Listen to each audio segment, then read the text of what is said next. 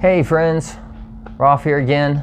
No, it's been a while, back with another episode of Louisville ProActivist Report. Thank you for joining us today. With the show the way it is, where I'm out in public, where I'm interviewing people face to face like this, it's obviously haven't been able to do the shows lately. I'm still not sure exactly when I'm going to come back, but with the month of the primaries, there were two candidates I want to get interviewed beforehand, and I've got one with me today. We put this together today. So I have with me Geoff Young. He's running for Congress. He's running against Andy Barr. I know you guys want to see him gone. So this is the man to do that here. He's running as a Republican, and he's going to primary Andy Barr. He may look familiar to you. He was actually the very first interview I've ever done on this show. It was episode number 2. You can check that out if you want to, when he ran for governor last year. And that was as a Democrat. Now Geoff's made that move to Republican. He's doing something very strategic here. He's still a progressive, so we're going to talk about all that today. So thanks for joining me here today, Geoff. All right, thanks, Rolf. So, pleasure to be here. Yes, and so it's District 6, is that correct? Yeah, U.S. House, 6 districts in Kentucky. This is number 6, Lexington, Eastern Kentucky. It also includes as far west as Frankfort. Nice. And that primary is on June 23rd. Right. So be looking out for that. You can vote in advance. You can get a ballot and mail it in. You do have to apply for that, so get that process started. I know I've done that for me. They mailed me a form. I've mailed it back, and I'm waiting on the next part. But it's real easy, but I would recommend that. So let people know a little bit about yourself, just, kind of your background with the state. And I know you've been very politically active for quite a while. So just, we don't have to dig into all of it, but just, give people a little bit of summary about who you are. Okay. I was born and raised in Massachusetts. I went to MIT for a bachelor's in economics, and worked at an energy efficiency consulting company for a while. Then I got a master's in mechanical engineering from UMass Amherst, and then moved to Kentucky in 1982. So that's 38 years ago. And lived in Lexington, Fayette County ever since. So really love it here. Just kind of what speaks to you about the Lexington area? What made you stay there? Well, not too big, not too small. Great climate. I'm a gardener, so it's a nice growing season. And I like the people. Nice. So, go ahead. Okay, so just to continue, I got another master's in agricultural economics from UK in Lexington, and then went to work for the state government in Frankfort, most of that time in the state energy office. Every state has one. The mission of the state energy offices is to encourage energy efficiency in all sectors of the economy, and renewable energy sources like solar, hydropower. In Kentucky, we've got a lot of waterways. That was a great job. I got up to be the assistant director of that division, and but then I retired 5 years early in 2004 in order to see what I could accomplish outside the system. So I became a full-time political activist, mostly on the issue of anti-war. I'm probably the most pro-peace candidate voters here will ever meet.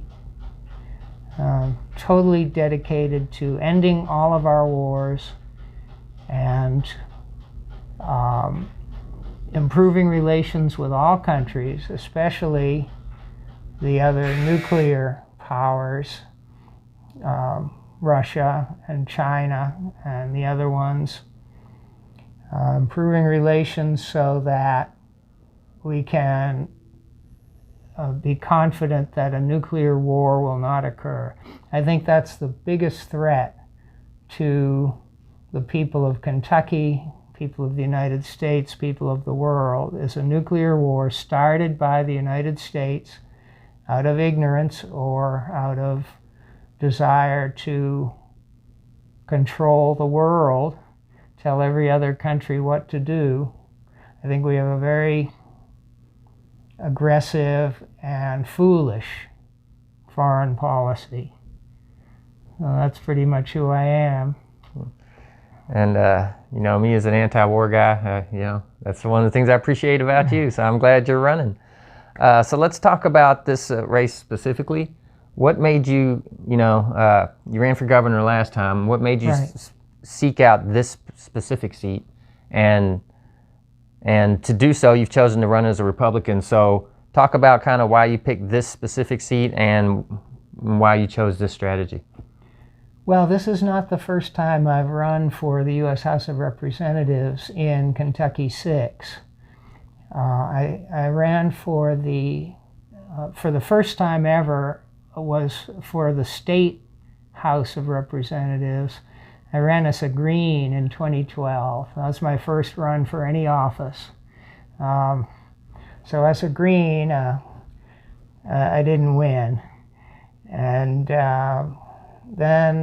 so I went back to my lifelong party. I had been a Democrat. I've been, probably if you add it up all the years I've been a Democrat, it's about 40 years. I was a Green for 4 years from 2009 to 2013.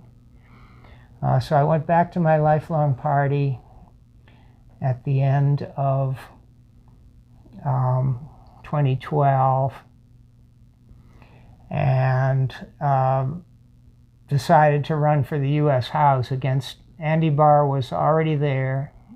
I think that was his second term when he was there. And so I decided, I went to a town hall meeting he held in Versailles. And I remember thinking, this guy is so right-wing, and he's not a serious politician.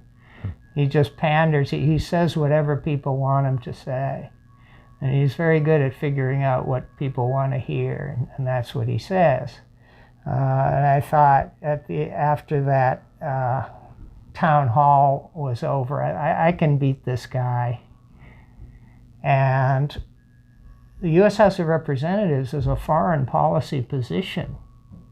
He was horrible on foreign policy. Ever since he went to Washington in January of 2013, he's been horrible. He's been a neocon. Very aggressive. He supported every war that has come along, regardless of whether the president was a Democrat or a Republican, didn't matter. He would support war. And he's still doing it today, and he needs to go. Yeah, I agree. He's not done a lot for the state or the country. So why I switched is that the Kentucky Democratic Party was routinely rigging its own primaries, especially when I was one of the candidates. So in 2014, I ran for the U.S. House. They rigged it. I think it's felony election fraud. I tried to get them all indicted, but no prosecutor would touch it. So I started suing the Kentucky Democratic Party for rigging their primary, and the way they do it is they simply devote Democratic Party resources to their favorite candidate and pretend that the other candidate or candidates don't even exist. It's the simplest and cheapest way to rig a primary. We see that kind of playing out with Amy McGrath right now, too. It's the same playbook. Aren't there like 7 other Democrats running for U.S. Senate? Yeah. But okay, so I'll talk with you later about how you see the Kentucky Democratic Party rigging it right now in 2020. That'll be, I'm interested in that topic, of course. But anyway, I ran for governor against Jack Conway in 2015. I was the only opponent in the Democratic primary, and they definitely rigged that.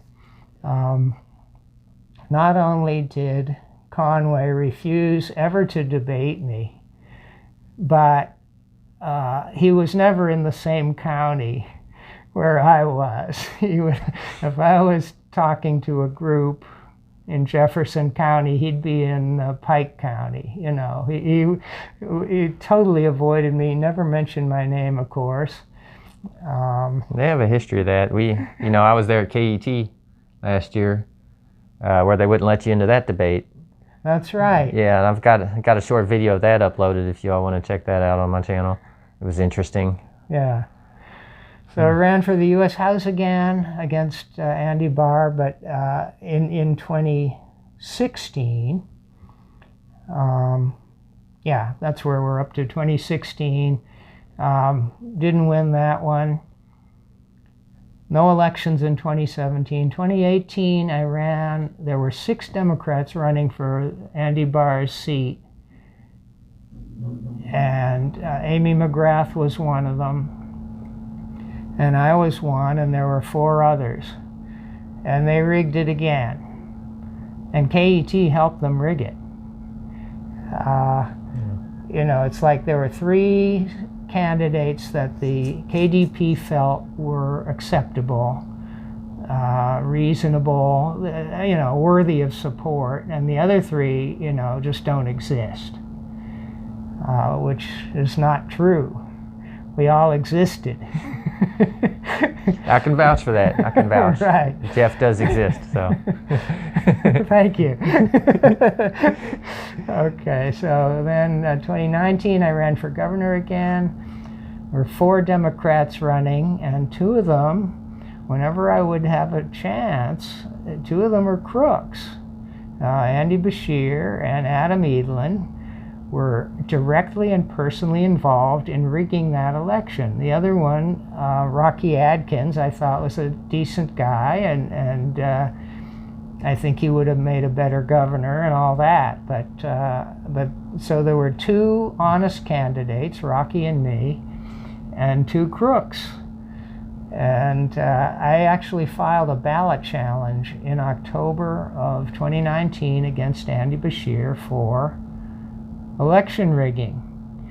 And that got thrown out of court here in Jefferson County by Judge Olu Stevens. And that case is now, I can't say it's before the U.S. Supreme Court, but I have submitted a petition for certiorari asking the U.S. Supreme Court to consider that, reversing that decision by the Kentucky Supreme Court, the Kentucky Court of Appeals, and Judge Stevens.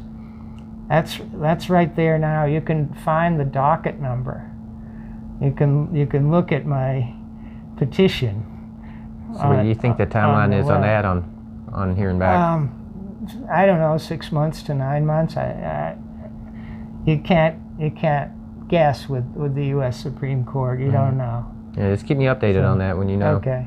I'm sure you will. So. And then this year, so then in July of 2019, I switched parties to the Republican Party because I realized that the Kentucky Democratic Party, the Fayette County Democratic Party, and no other county party was ever going to allow me to win a Democratic primary. They were going to rig it, as long as I lived.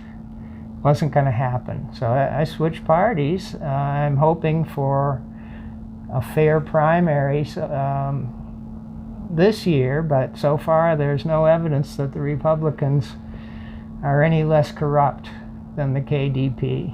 We'll see. That's not a firm conclusion, but by the end of this year, I'll know if they rig their primaries exactly the same as the Democrats do.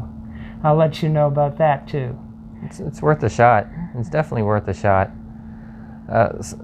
So what's it Does it feel different to you running as a Republican? Has the process been any different? The treatment been any different? The reception? Actually, I get a slightly better reception from Republicans. Do you? They're more polite. You know, they're not. Most of them are not openly hostile like the Democrats are. The Democrats have been so hostile that from 2016 until I switched parties in 2019, if I walked into the party headquarters in Frankfurt or in Lexington, just walked into the building, they would call the police to have me arrested for trespass. I didn't have, you know, I wasn't demonstrating, I wasn't disturbing anybody. I just walked through the front door, they call the police. So that's extreme. That's really extreme. And their position has been, we have every legal right to do anything we want. Primary elections, they say, their lawyers say, are not really elections. So they don't have to be free and equal. Section 6 of the Kentucky Constitution says all elections shall be free and equal. Well, according to the Democrats, that doesn't include primaries. I don't know. You could go on primary election day, June 23rd. You could go to any polling place in this Commonwealth and ask somebody, "Is this an election or not?" And you know what they'd say. Of course it's an election. Where are you from? You know? The Democratic Party operates as a private entity, and we saw that in the DNC fraud lawsuit, right, where their attorney, Spiva, is that his name? Yeah. Argued in court that they could basically go in a dark back room filled with cigar smoke and pick who they want. So right. That's what they argued, and that's what Bruce Spiva said, or Spiva, but it's not true. That's not what the law says. Right. Rigging an election is rigging an election. It's both a criminal offense, and if you happen to be the candidate who was harmed or were harmed in some other way by that election rigging, you can sue them. That's what I do. I'm not a lawyer, but I sue the Democrats frequently. I appreciate that, man, because I always talk about fair elections, and if we don't have that, we don't have anything. Yeah. So I hate to see that done to you or anybody else across the country, from big races to just the local stuff. That's not the way it should be. No taxation without representation. I'll leave it at that. Okay. So before we get into all your policies and everything, just watching the landscape here, we had the squad elected last time around, and a lot of people had high hopes for them, and I don't know how much you follow them, but looking at them now, these aren't the same people. They seem to have capitulated a lot. They don't call out the economic side anymore, or the Democrat side. They're kind of on the social issues only and blaming the Republicans only. So that happened in about a year. And so what I would ask you and what I ask anybody running for Congress is, if you win, how do you keep that from happening to you? How do you stick to your guns? What is going to enable you to do the things a year from now that you want to do today? Well, I'm an unbelievably stubborn person. And if some Democrat, if Nancy Pelosi comes up to me and says, "Look, you've got to vote to allow President Trump to do a little bombing in Iran," I'm going to say, "No way. I'm just not going to do it." I think she's a terrible leader. Or it wouldn't be Pelosi. If it would be. It would be the minority leader, the Republican. If the Republican comes up to me and says, "Look, you have to vote to authorize the use of military force on this, whatever this issue is, Venezuela or Iran or Syria, wherever he wants to bomb, you've got to do that." I said, "No, it's not going to happen. No, I'll just say no. Go talk to somebody else." And I truly believe that, just knowing you the way that I do, and having also followed your posting for a while and stuff too, is I have no doubt if you were to get in there that you would still be the same Geoff Young that you are here on this couch. Yeah. So that's why I'm having you on the show, and that's why I want more people to see your campaign. So let's kind of dig into the meat of it here a little bit. All right. And while we're on the subject, you did say that you want to be the biggest peace congressman out there. So let's start with those. Let's talk about supporting the troops. What does that mean to you, support the troops? Well, I know what not supporting the troops is, and to not support the troops, to betray our troops, is to send them into a war that is not legal or moral. And the only war that is acceptable is if some other country has invaded the United States. That's the only, or has a fleet of warships on the way, halfway across the ocean, heading toward our country with troops. That's the only acceptable use of military force. That's the only legal time that the United States can use military force. So you're talking about actual defense. Defending our 50 states, yes, exactly. Because even though they talk about defense, what they're really talking about is offense. Yeah, but in this case, that is an defense. empire. Yeah, imperial. The word empire is almost never used in our mainstream media. Nobody ever uses that word, but the United States has the only worldwide military empire that exists today. It does. And the military-industrial complex is determined to keep it that way. So let's talk about some of that. Let's talk about the Middle East. I know you want to pull troops out of the Middle East. Yeah, sure. So give me your thoughts on that. Okay. I think it was January of 2020, this year, the government of Iraq demanded that all our troops leave the country. It was just after President Trump ordered the assassination of several Iraqi military leaders and an extremely popular Iranian general, Soleimani. Yeah. When Trump did that, the Iranian people united as one and said, U.S. troops, get out of our country. We don't want you in Iraq. And if I had been a member of Congress at that time, I would have introduced a bill saying all U.S. troops must leave Iraq, within a couple weeks and not go back. Because we're only in Iraq legally at the permission of the Iraqi government, and they have withdrawn that permission. So about half a year ago. Now we're occupiers, and that's illegal. And it's immoral, and it's destabilizing. The United States in the last 17 years has been by far the most destabilizing force in the entire Middle East. And I guess Israel would be number 2. Yeah, I can't argue with any of that. It's a mess out there, and that whole Iraq situation, I just, they told us to leave, we need to leave. That's all there is to it. I mean, we shouldn't have been there.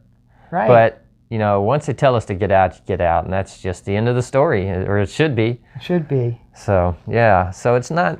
So in the rest of the region, we have troops in Syria. Mm-hmm. Totally illegal. That has been illegal ever since 2011, when the Obama, Biden, Hillary Clinton administration started actually funding Al-Qaeda terrorists in Syria to overthrow the elected government of Bashar al-Assad.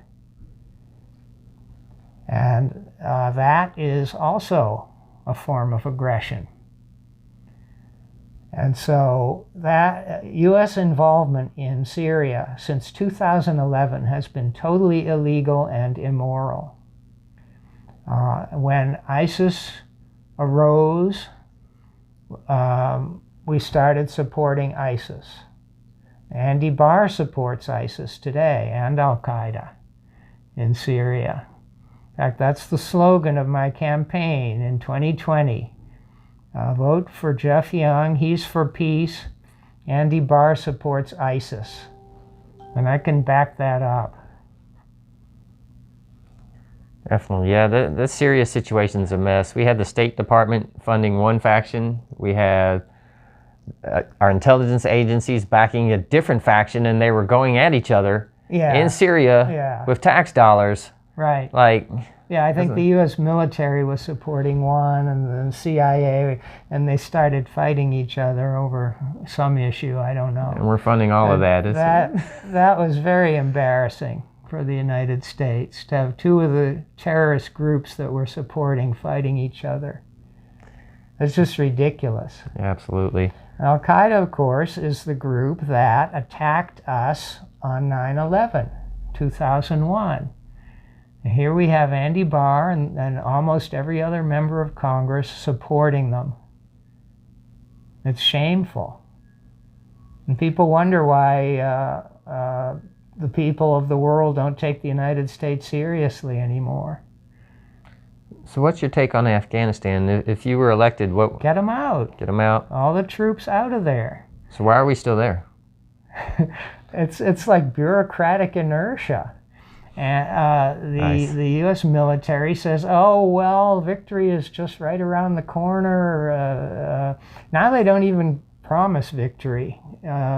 We've been there since 2001, and every new American commander who replaces the previous one says, well, we've got to stabilize the situation. They're not even talking about victory anymore. Right. I think it also has to do with Afghanistan's strategic position geographically. It's between Iran and Pakistan. It's near China, and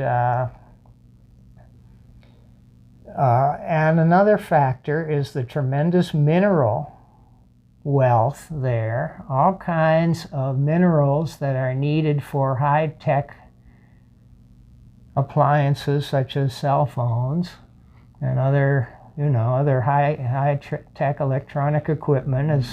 Afghanistan is very rich in that. Have a lot of lithium, yeah. And finally, the CIA wants to keep controlling the opium industry and the heroin that is made from opium. Afghanistan became, after we invaded in 2001, it became once again the biggest producer of opium in the world by far. And I think the CIA takes a cut of that worldwide opium trade. And a lot of that heroin makes its way back to the United States. Some of it gets to Kentucky, and I actually know a person who died of a heroin overdose, and it could have come from Afghanistan because of our insane foreign policies. There's no excuse for it. One of my planks is to abolish the CIA, defund it completely. It was founded in 1947, and since then it has been out of control. They've been subverting governments since the day they were founded, all the way through to the present day. And so that's one agency. We've got 16 other intelligence agencies. We don't need the CIA. They are tarnishing America's reputation every day. The CIA, in my view, just exists to topple governments and propagandize the masses. And yeah, they're not supposed to propagandize Americans. It's been, quote, legal for them to propagandize in, Venezuela or wherever, so any other foreign country.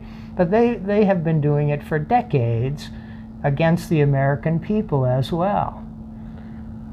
And it'd be one thing if there were like something good coming out of it for our nation, but there's just nothing good coming from what the CIA's actions are doing. Yeah. So defund them.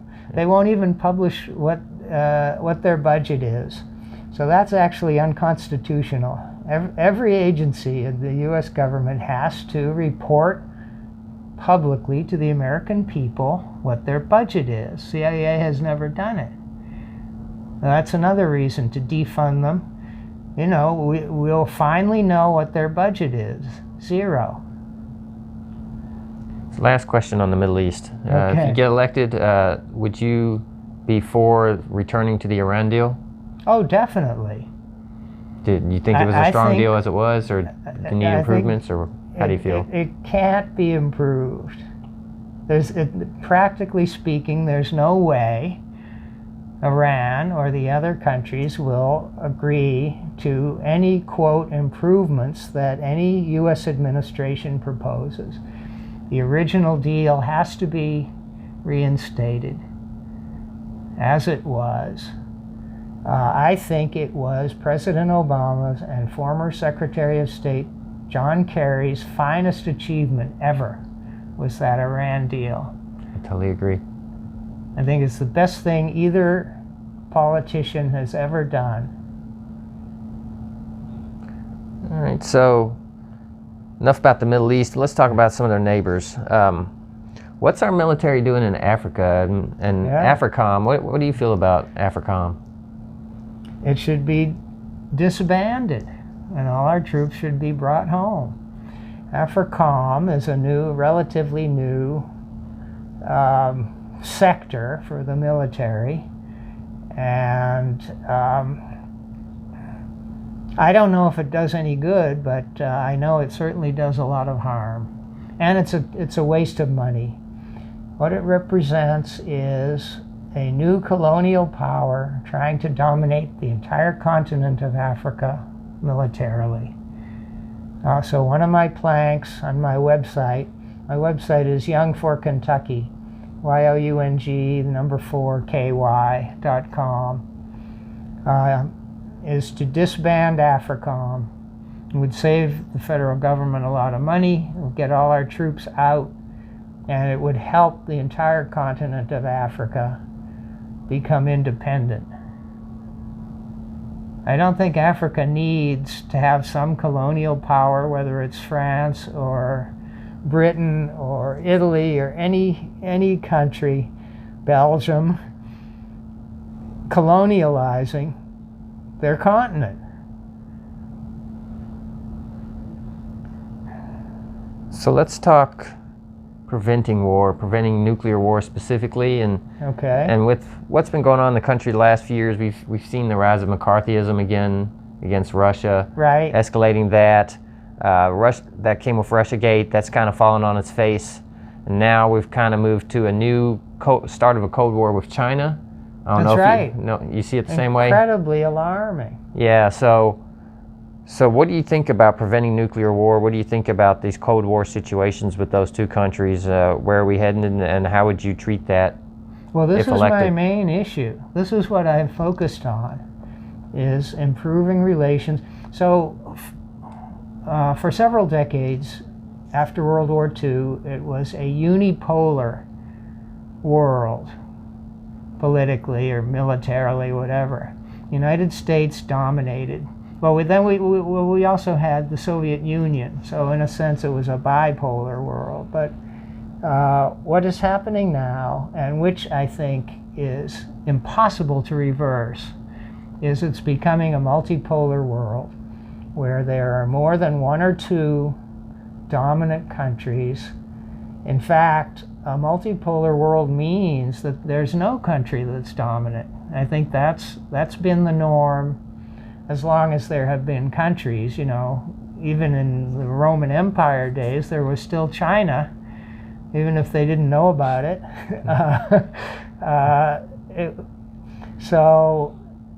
It's been, being a multipolar world is the norm. And we have the United Nations, which is supposed to help resolve any conflicts that come up. Conflicts are inevitable. They will occur. But they don't have to be military conflicts. They can be solved through diplomacy. So we need to stop scapegoating China and scapegoating Russia. You know, for a while, the Democrats hated Russia more and the Republicans hated China more. And now I just think both major parties have united that we hate everybody. So we can't have it. It's very unstable. China will never willingly consent to having the United States run China's affairs. We have no legal right to do that. We have no moral right to do it.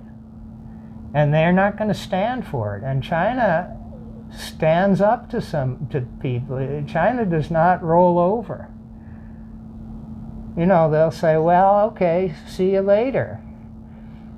We don't agree on Hong Kong or Taiwan or something. Well, let's talk about something else. They don't change their position because the United States wants them to. Right.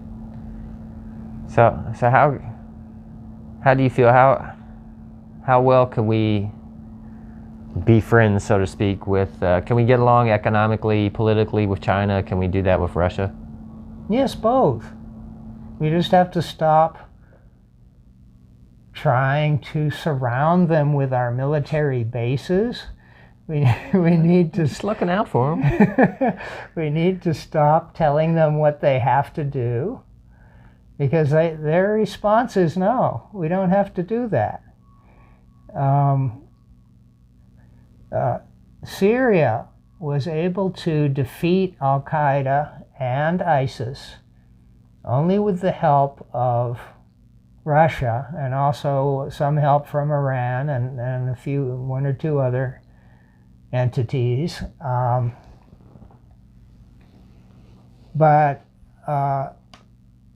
You know, and the United States, of course, was furious. We were interfering in, Russia was, you know, supposedly interfering in Syria, which is the country we were trying to overthrow. Russia can't do that.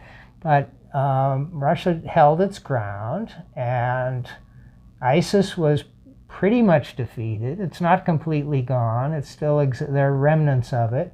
And the CIA is still supporting it, but ISIS is pretty well defeated, and now Al-Qaeda, or Al-Nusra, whatever name they call themselves now, is losing. They're gradually losing. It's a long process, but they've been confined to one province, and Russia has helped Syria regain its sovereignty. And I think that's a good thing. And I think United States troops there, CIA operatives in Syria, they should all be removed and allow the Syrian people to control their territory. It's obvious. You know, the single worst thing about Hillary Clinton in 2016, in October, right before the election, she was proposing that the United States impose a no-fly zone over Syria, which would be applied against Russian aircraft. And that could have led to a direct military confrontation between Russia and the United States military. That could have led to a regional war or even World War III. That's at that point I said, well, it's not even close. I don't know. Trump looks pretty bad, but Hillary is about to start World War III. I can't support her. And I voted for the Green Party candidate that year, as I usually do, and as I'm going to do in 2020, if Biden continues to be the nominee. Yeah, I'm with you. So I know with you and with me, we could talk foreign policy literally till run out of battery. Well, so okay, yeah, let's go through a bunch of other. So let's talk the domestic here a little bit. Okay. All right. So healthcare, Medicare for all. Yes. I know you're a supporter of that. Yes. Why is Medicare for all the thing to do? Well, actually, it lowers costs. It lowers costs to the whole society. What we have is a parasite, the private health insurance industry, that has fastened itself to the body politic, and that does not have to be a for-profit enterprise. The private, I guess Richard Nixon instituted private health insurance companies, or greatly allowed them to expand, and that was a mistake. They simply, we pay them. I pay premiums to have them deny my claims. They're a complete drag. They're a waste. We just need to get rid of private health insurance corporations. And the bill I support was originally proposed by former Representative John Conyers from 2003 till 2017, I believe. He retired from Congress and died a year or two later. That's the bill I would bring back and reintroduce. And it says all health insurance companies that want to be part of the national system have to be nonprofit, like they used to be. So is that the main reason you think the Conyers version is better than the Pramila Jayapal version that's out there now? I'm not familiar with it, but I think that Conyers' version is the gold standard. It's only 11 pages long. Compare that to Hillary Clinton's, 650 pages back when she did the health plan and when Bill Clinton was president. Yeah, 11 pages, you might get most of Congress to actually read that bill. Yeah, maybe. It wouldn't take them very long. Yeah, not these 1,800-page bills that they never look at and then vote for. It's H.R. 676. You can look that up on the government website.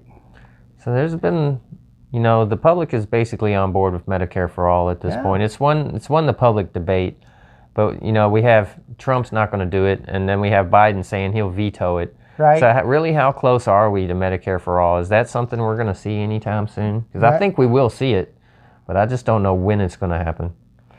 Well, about predictions, I like to say that's in the future, so I don't know.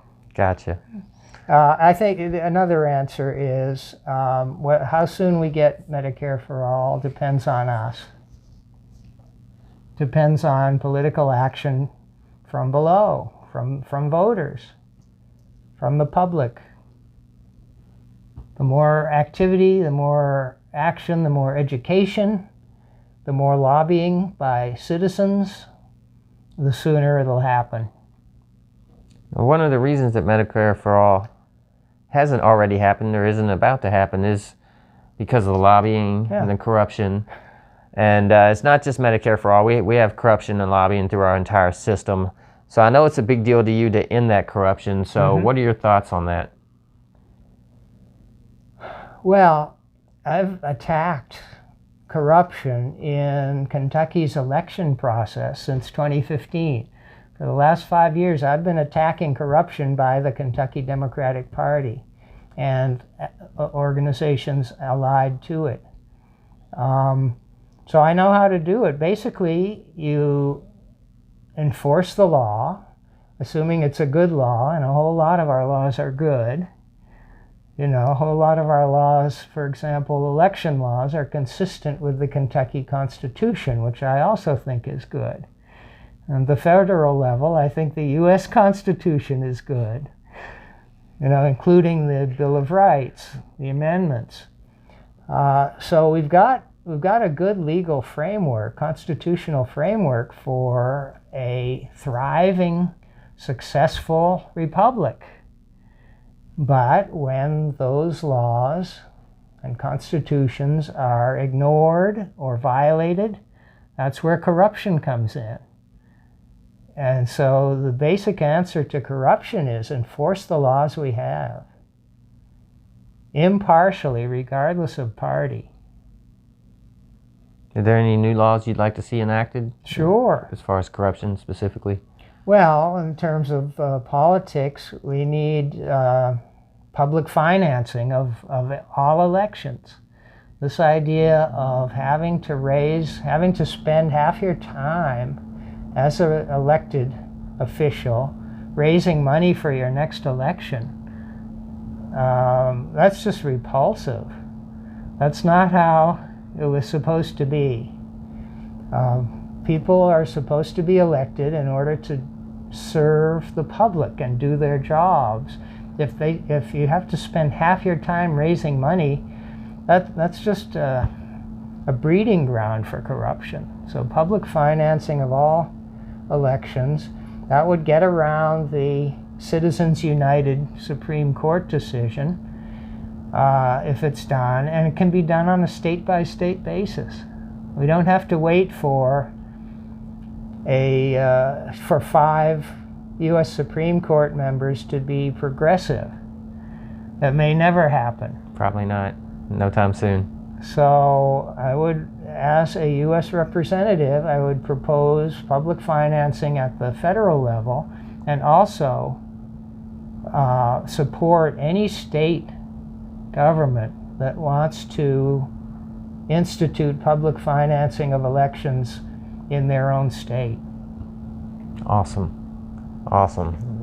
So moving on, let's talk about cannabis legalization, decriminalization, whether or not it should be able to bank properly, as the industry is really having problems, being served by the banks. So where do you stand on cannabis in general? For legalization, I think it should be treated the same as alcohol, which is regulated. You've got an age limit. You've got statutes that make it a crime to drive while under the influence. Treat cannabis like alcohol. And it's also, for thousands of years, it has been a medicinal herb. It's been used by human cultures to cure all kinds of things. And so I think it's a no-brainer. You support decriminalization as well? Sure, of course. Also, releasing any person in jail or prison who is there solely for possession of marijuana. Should not be a crime. Would that include like expungement of the record, or how do you see that? Yes. And then as far as like, they can't federally bank these dispensaries in the legal states. So would you, and I probably know the answer to this already, but would you make it legal for them to be able to bank to where the banks are protected and they don't have to worry about the feds raiding them? So it sounds like, I'm not familiar with the banking problem here, but it sounds like the feds will raid any bank that finances a cannabis business. Is that what you're saying? Right. So it's making it hard for these dispensaries to find a bank, which of course leaves them operating in cash, which leaves them a security risk because they're holding lots of cash. Oh, okay. Yeah. Well, no, I think that's easily solved by legalizing it. Awesome. So speaking of green, let's move on to green energy, the environment, the Green New Deal. I know those are big topics for you, so expand on that a little. Well, for about 14 years, I worked in energy efficiency. That agency in Frankfurt was funded 80% by the U.S. Department of Energy and 20% by the General Assembly. And what we did, so we brought in a lot of federal money, and we set up demonstration projects whereby an industry or a nonprofit group would improve energy efficiency in their operations. Or, for example, harvest methane from the Outer Loop landfill here in Jefferson County. That was one of the projects I worked on. Harvest the methane that was a greenhouse gas. It was being harvested and used to power or heat the GE appliance plant there, which is near Outer Loop. There's a pipeline. So projects like that both improve the economy because they reduce waste, and waste doesn't benefit anyone, and they reduce greenhouse gas emissions. Methane is a powerful greenhouse gas.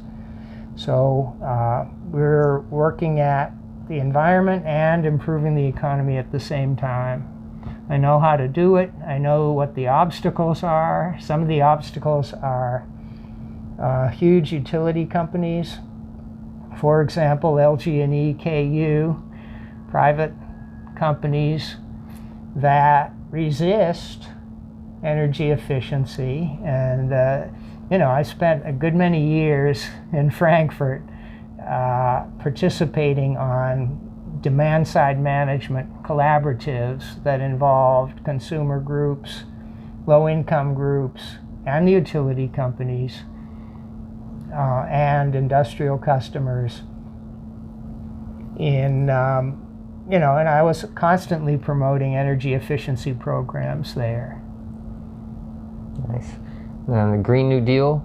Yeah, I signed it actually last week. I saw that. So that's a big deal. I'd like to see us, move toward that green economy. Yeah, it's good jobs. They're stable jobs. They don't depend on a raw material that is finite and non-renewable. The coal, the oil can run out. The sun never will, and energy efficiency will never run out. You just have to maintain your building so the insulation doesn't get wet.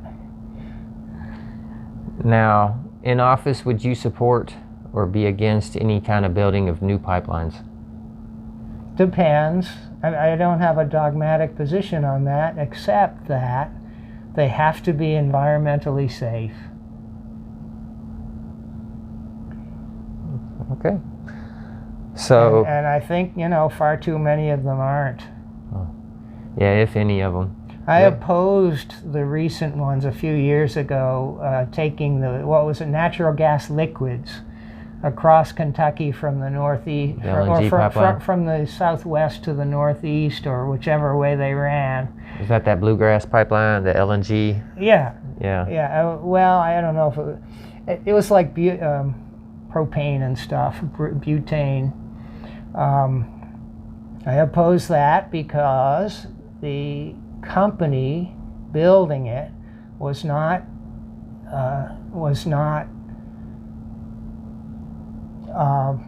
reliably showing the public that it wasn't going to leak. Okay. So moving on a little bit, completely different topic now. Let's talk about millionaires and billionaires. Where do you stand on them, and what are your thoughts going forward? Well, I don't oppose all millionaires, but I think there should be no billionaires in the world. I think that's too much money concentrated in one place. The problem with billionaires is not the fact that they have $1 billion. The problem is that they get involved in politics, and they basically run this country indirectly through all kinds of, lobbying groups, and they've got the U.S. Congress making tax rules to allow them to keep their billions and not have to pay as much taxes as they should. I think billionaires, it's a bad idea. There shouldn't be any. I'm with AOC on that. So how do we get rid of them? Tax them. Just tax them till they get below $1 billion. It's simple. Gotcha. All right. Also, the billionaires sometimes don't follow the law. No, that can't be true. Yeah, they're the most virtuous of us. Sometimes they cut corners, and when they do that, they should be prosecuted. They should be fined a whole lot. Have actual accountability. Huh? Yeah. I mean, if you want to have $1 billion and you want to do whatever with it, you should be obeying the laws of the United States and Kentucky. Not avoiding taxes and everything else like that, right?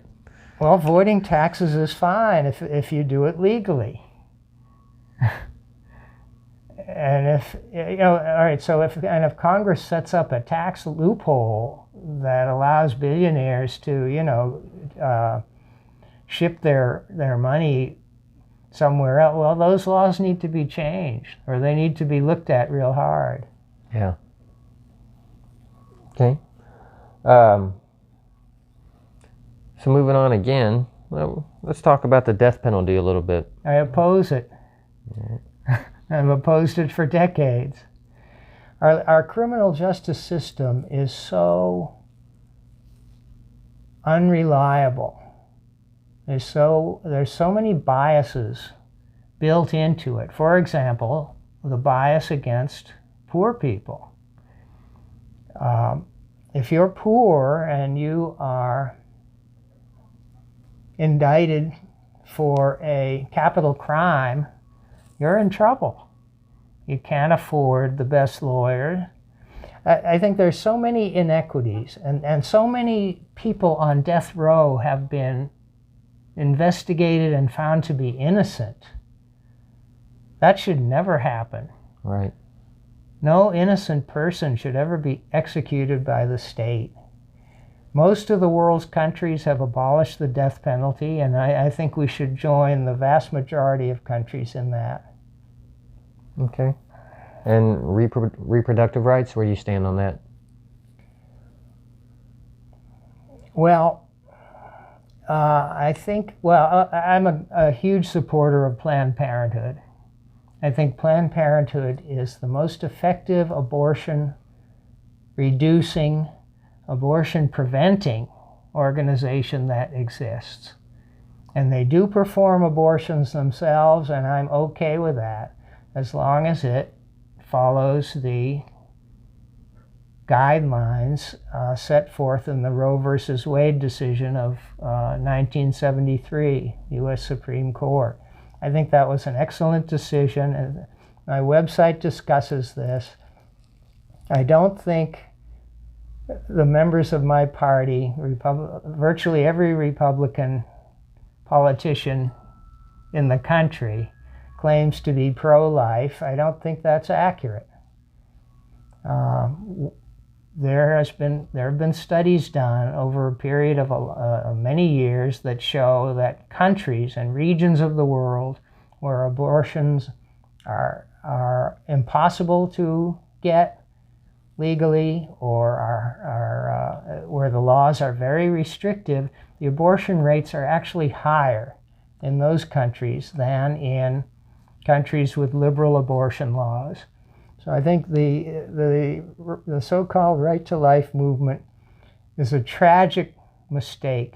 The entire movement from day one has been arguing for policies and laws, even a constitutional amendment, the Human Life Amendment, that would actually increase the abortion rate in the long run.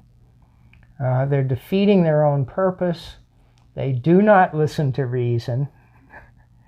And I simply disagree with the vast majority of Republicans on the abortion issue. And I disagree with them because I think what they're proposing actually defeats their own purpose. and causes more abortions in the long run. Yeah, I get it. So, yeah. Hopefully the voters get it too, you know. That's a tough one, but I'm willing to explain it to anybody. I'm willing to debate anyone on that issue, or any issue, really. I think that'll be your toughest draw with the Republican voters, is that issue. But I'm with you. So good luck on that one. Well, thanks. It's a process of education. Now, I know we've gone through all the issues that are listed on your site. I have one that I ask every politician about, but before I do that, I want to make sure I haven't missed any of your core issues. Is there anything we didn't touch on? We've covered them all, I think, at length. Okay. Thank you. Well, as anyone knows, or if you don't know, if you come on the show running for office, I'm going to ask you about net neutrality.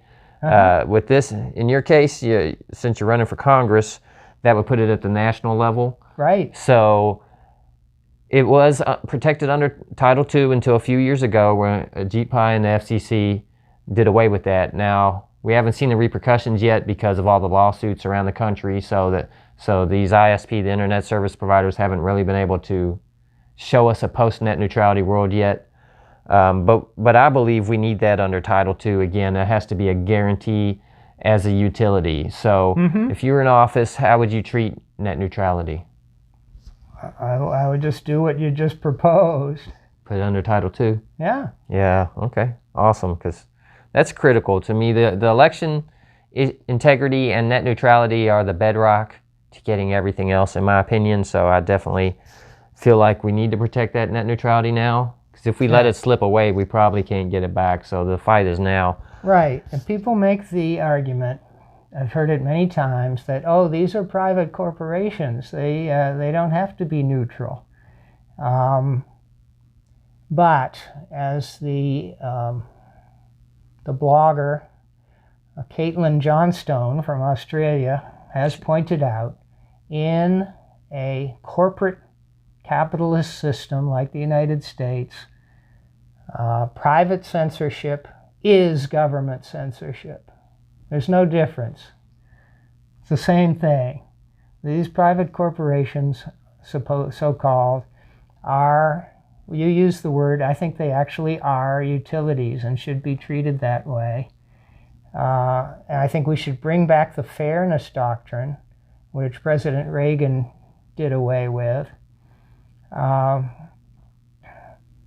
Because right now what we have in our mass media corporations, and this is an issue that I should have mentioned when you asked, are there any other Go for it, yeah. Mainstream media corporations are all very much biased toward the establishment, toward the leadership of the Republican and Democratic parties, not necessarily the voters, but toward the entrenched leadership of both parties, and toward the military-industrial, quote, intelligence media complex. And that, I think, is one of the biggest problems. After the threat of a nuclear war, I think that's the biggest problem in America, is the uniformity and the bias of our 5 huge mainstream media corporations. And the fairness doctrine would be one step toward changing that very dangerous situation we have now. Propaganda is omnipresent in our country. From the MSM, we're being propagandized all the time. 5 years ago, nobody thought Russia was a big problem. 2 or 3 years ago, nobody thought China was a big problem. And yet now, unfortunately, tragically, we have majorities of the American people who view China as a hostile country against us. Nothing has changed except the propaganda. And so this is a huge problem. I would be involved in trying to make our media allow more diverse viewpoints to be expressed. Can I make a suggestion if you get in office? Okay. You mentioned one of them, the Fairness Doctrine, but there are two other pieces of legislation along with that that really put the media in the position it is today. One was the 1996 Telecom Act, right, which took us from over 50 different owners of the mainstream media down to about 5 or 6. I would definitely try to reverse that 180 degrees. Yes, and then the other one, they snuck that in the 2012 NDAA, was the Smith-Mundt Modernization Act of 2012. Mm-hmm. Are you familiar with that one? Yeah. And then what that did was the Smith-Mundt Act originally was in 1948. It banned propaganda against the citizens of the country. The modernization of 2012 basically repealed that, and now propaganda is legal from our media. So when you add that up with the Fairness Doctrine and the Telecom Act, you get what we have today, which is a hot mess. Yeah. So I would agree with both of those proposals. Yeah, nice. We need somebody to fight for that. We don't have anybody fighting for that right now. Really, no one? No. Okay. All right. Not as far as elected, unless you know somebody I'm not thinking of right now. But I can't think of anybody elected that's really. Oh, maybe Rand Paul. He might. There might be somebody out there that's paid some. Party. Yeah. There might be somebody paying some lip service out there, but I don't see anybody like fighting to fix this. Okay, so just to sum up in one sentence, to address my Republican constituents or future constituents, I'm basically a Rand Paul Republican. Okay. So, real quick, and I'll let you do a kind of you speak to the voters thing here in a second. But before, I just want to ask about your campaign funding. Are you running grassroots, or how are you? Where's your money come from? Yeah. So far, mainly myself. All right. But I'm about to send an email to 100,000 Republican voters, and it's going to have my anti-war position on it, and it's going to include the sentence, Andy Barr supports ISIS, and explain, a sentence or two about he may not even know that, but this is how it happened. And I think my fundraising is going to pick up between now and June 23rd considerably. I ask about the fundraising because it's important. Any candidate or elected official that isn't grassroots funded is not working for you. They are not. So it's more important than the R behind the name or the D. It's where's the money coming from? Grassroots means they're working for you. They're not working for big corporations. They're not working for the 1%. And I know Geoff is a grassroots individual, a grassroots candidate. So you can count on Geoff to do what is right by Geoff and by the people, and not what's right by the corporation. So bear that in mind with not just this race, but any race. If they aren't grassroots funded, they are not on your side. So as we kind of wrap this up here, I just want to give you the opportunity there to talk to the voters, tell them why to vote for you, and then when you get done, let everybody know where to find you online and how they can contribute. All right. Well, I'll be very brief. Because we've covered the main points. The main threat to you, your family, everyone you know, is the possibility of World War III being triggered or started by the United States and or Israel. Two countries that are currently out of control. We have to get the hyper-militarism under control. We have to reduce our military budget by about 50%. We have to eliminate the CIA. And we have to start using diplomacy again to solve conflicts between countries. This constant hostility against China and Russia has to end. And I'm one of the few candidates for the U.S. House of Representatives, possibly the only candidate, maybe Tulsi Gabbard, Democrat, where that is my top priority. If you want a peaceful world, if you want a world without World War III, without a nuclear war, please support my campaign, and if you're a Republican, vote for me on June 23rd. And where can people find your campaign online, and how can they donate? My website is Young for Kentucky, YOUNG, and then the number 4, just the plain number, no hashtag, YOUNG number 4 KY.com. There are donate buttons on each page of that website, and also I have my mailing address on there, and you can send me a check directly, and you can call me up. I got my phone number on there. I have a website. My personal website is on there, and I'm very active on Facebook. You can find me, Jeffrey M. Young 9 on Facebook. Not real active on Twitter, but maybe I'll step that up a bit. All right. Well, Andy Barr, you got a legitimate challenger coming. Hopefully, we're not going to have to see you too much longer. He has too. There's another Republican running against Barr in the primary. Yeah, but don't support him. Support Geoff. I don't know if that other guy's better than Andy, probably. But Geoff is definitely better than Andy, and probably better than the other person. So Andy Barr is not a serious candidate, and the two of us are. I say that because, all right, just one more example.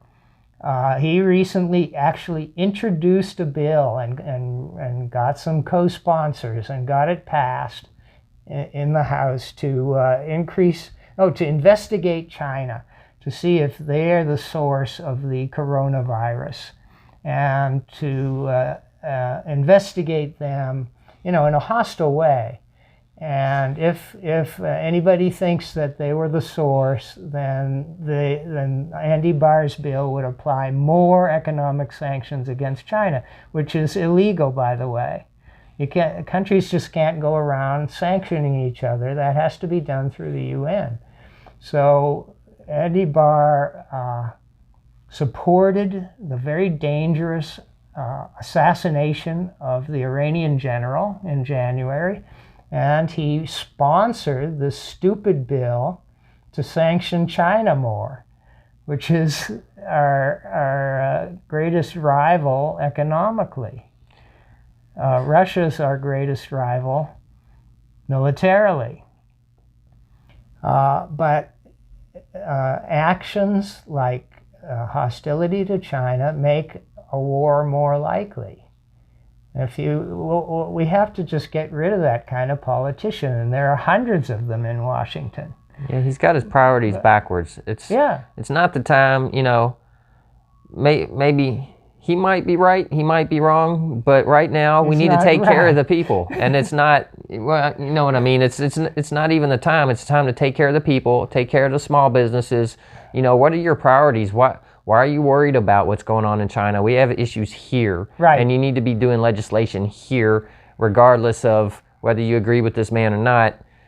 It's just not the time and the place. So I don't think there is a time and a place for that, but it's certainly not now. You're not taking care of the people. Too many people are suffering. We have 40 million people who lost their jobs, lost their health care. People are struggling. Small businesses are going under. Where are your priorities, Andy Barr? Come on. It's not that difficult. I'm glad you're there to be a thorn in his side and hopefully remove him from that position. And I wish you the best of luck in your thank endeavor. You, Rolf. And youngforkentucky.com. All right. Check it out. So make sure you follow Geoff. Share this video out to anybody in Kentucky 06, anybody around the state. A couple quick show notes. I probably should have did this at the beginning, but you can catch me. I've been on Forward Radio here the last few weeks. I'm going on Let's Talk with Hart Hagen 106.5 locally, or you can catch Forward Radio online as well. And that's my first analysis. Usually I do these interviews and this coverage, but I've been doing some analysis there, so that's been interesting. I learned how to do that in front of a camera. So check that out. Follow Hart Hagen on YouTube, where he's uploading those videos there as well, and I have them in my discussions playlist. And I will be putting this in my one of my playlists for candidates. Also, I'm working on a companion show to this show. It's going to be called Activist Media. I'm still working out the details, but I'm basically going to be doing a quick report every Monday where I talk about the events coming up or anything that's happened in the city and the state in the last week, address any kind of viewer mail, endorsements, any kind of other statements. Kind of a quick show just to go with the interviews and just to basically report what's going on. So I'm not sure when I'm going to start that. It's going to be pretty soon. So if you're local and you have some events coming up, please send them to me and I'll get those on that show, and we'll try to promote that as well. So like, share, subscribe, press all those appropriate buttons. Just smash them. You know that's what you want to do. Share this out. Check out my old interview with Geoff. There's some more information there. Thanks for watching. We'll see you next time. I'll work on that other interview that I promised, and always think critically.